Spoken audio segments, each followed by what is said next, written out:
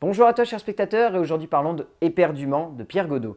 L'histoire c'est celle de Jean qui est un directeur de prison et qui va tomber éperdument amoureux d'une de ses prisonnières, Anna. Et ils vont essayer de vivre une passion qui va les dévorer et qui va peut-être les empêcher de vivre une vie normale. Euh, Éperdument, c'est un film qui est assez particulier. Alors Éperdument, c'est un film qui peut vous avoir marqué dernièrement parce que la bande-annonce est pas mal passée au cinéma. Et en fait, c'est très bête à dire, mais la bande-annonce d'Éperdument est presque meilleure que le film. Pour autant, Éperdument n'est pas un mauvais film. C'est un film qui est plutôt sincère, qui parle d'une histoire qui est assez impressionnante, celle de Florent Goncalves, qui a vraiment connu ça, qui est vraiment tombé amoureux d'une de ses prisonnières et qui voilà, a connu une relation particulière avec elle et qui a essayé de la vivre. Et le film dégage cette force et la force de cette romance, mais il est trop maladroit dans ce qu'il essaye de nous peindre autour de celle-ci. C'est-à-dire que dans ce genre de récit, c'est forcément passionnant de voir deux êtres que tout devrait opposer, qui vont finalement tomber éperdument l'un amoureux de l'autre.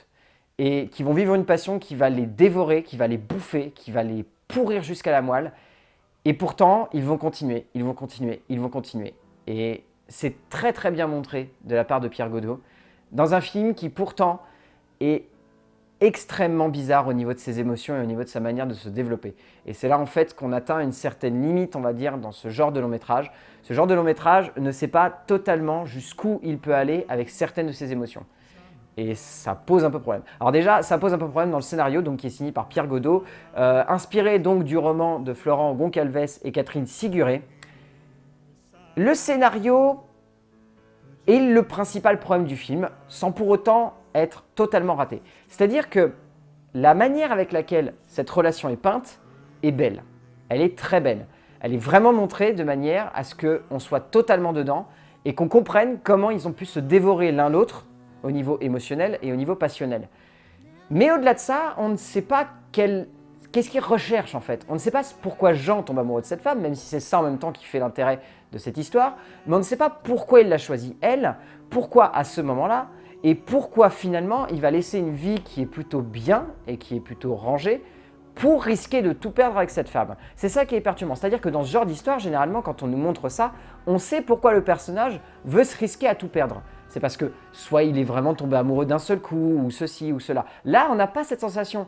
On a la sensation que c'est forcé la manière avec laquelle déjà Anna va lui faire du rentre-dedans à Jean.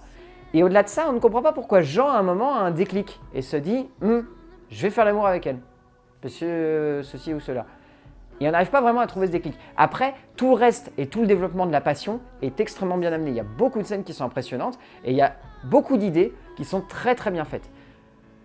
Mais voilà, on reste un peu perturbé devant le film à la fin parce qu'on ne sait pas vraiment ce que Pierre Godot a voulu nous raconter dans ce scénario. On sent qu'il a été touché par ses personnages et par ce personnage surtout, le personnage de Jean. Mais on a du mal à totalement comprendre pourquoi à ce moment-là, ça se passe comme ça. C'est un peu perturbant parce que vraiment la passion elle est très très bien montrée. Elle est très très bien montrée parce que Pierre Godot c'est un très bon metteur en scène. Et la mise en scène de ce film est vraiment saisissante et il y a beaucoup de moments où cette passion, elle prend aux tripes tellement elle est bien filmée. Et la première scène de sexe qu'il y a entre Jean et Anna, c'est une scène qui est superbe quoi. Elle est vraiment impressionnante, elle a une force émotionnelle et sexuelle même, il y a une force sexuelle dans cette séquence-là. Et c'est assez saisissant de voir à quel point Pierre Godot arrive à comprendre cela pour le capter avec sa caméra. Et il y a vraiment des moments où on est pris au trip parce que punaise, c'est bandant quoi, c'est con à dire, mais c'est vraiment bien filmé. Les séquences de romance passionnelle sont superbes. Et on reviendra ensuite, mais il y a en plus le fait qu'il est renforcé par l'impact des acteurs qui sont excellents et qui ont une fusion qui est saisissante à l'écran. Mais voilà, la mise en scène, après, elle est un petit peu classique, en dehors des séquences de ce genre-là. Elle est un petit peu trop classique. Ce qui fait que, résultat, on se retrouve devant le film et on est en même temps terriblement fasciné et terriblement passionné par la romance de ces personnages parce que Pierre Godot arrive à saisir quelque chose qui est bon au niveau de la caméra. Mais voilà, on a la sensation que par moments, ça reste trop classique. Mais après, il y a des plans qui sont vraiment impressionnants. Il y a notamment un plan où Jean et Anna vont se mettre sur le balcon du bureau de Jean et où la caméra va reculer tout doucement et montrer qu'ils sont sur un balcon seul. Et que finalement, peut-être on peut y voir une métaphore de Roméo et Juliette. parce qu'il a déjà réussi à atteindre le balcon. Et pourtant, ça ne veut pas dire que tout est gagné. Et voilà, c'est un petit point qui est assez intéressant. Au-delà de ça, il y a donc 2 acteurs qui sont magnifiques en tête d'affiche. Guillaume Gallienne et Adèle Exarchopoulos. Les acteurs secondaires, on les retient pas, parce qu'ils sont très très éclipsés par ces 2 acteurs-là. Alors, Adèle Exarchopoulos a un jeu qui est particulier, et ça risque de pas totalement vous convaincre. Adèle, comment faire simple? Il y a des moments où elle est puissante et passionnelle, et il y a des moments où elle en fait trop. Pour vous faire une comparaison, une scène, la première scène de baiser entre Guillaume Gallienne et elle est magique parce qu'elle est spontanée, cette actrice, et ça se ressent. Elle est sur l'instant, et elle arrive vraiment à retranscrire une passion qui la prend aux tripes, et ça se ressent complètement. Et une autre scène, c'est un moment où elle va se retrouver toute seule et où elle va péter un câble dans sa cellule. Elle va avoir des tics où on a la sensation que c'est surfait. Genre par exemple, elle va se cogner la tête contre un meuble, et on a la sensation que c'est un tout petit peu surfait, cette scène-là. Et c'est ce qui nous perturbe en fait, c'est qu'on a la sensation des fois qu'elle est trop dans l'extrême, et à d'autres moments qu'elle est tellement juste qu'elle éclipse tout à l'écran. Et elle éclipse tout, et on sent que c'est dérangeant parce que Gallienne est saisissant. Gallienne est juste superbe. S'il n'a pas une nomination au César l'année prochaine pour ce film, c'est vraiment dommage parce que ce serait totalement mérité. Il est juste dingue dans ce film. Il est vraiment dingue.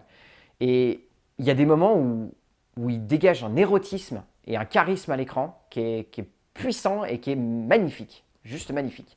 Donc voilà, Éperdument de Pierre Godot, c'est un beau film, mais qui est assez vain malheureusement. C'est-à-dire que c'est vraiment un film dont on ressort passionné et en même temps un peu dégoûté parce qu'on ne sait pas qu'est-ce qu'il a voulu nous raconter et pourquoi il a voulu nous raconter à ce moment-là. Et en plus, j'ai pas trop abordé ça, mais il y a des petits problèmes de ton à certains moments. On a la sensation qu'il oscille entre comédie et drame et c'est pas clair.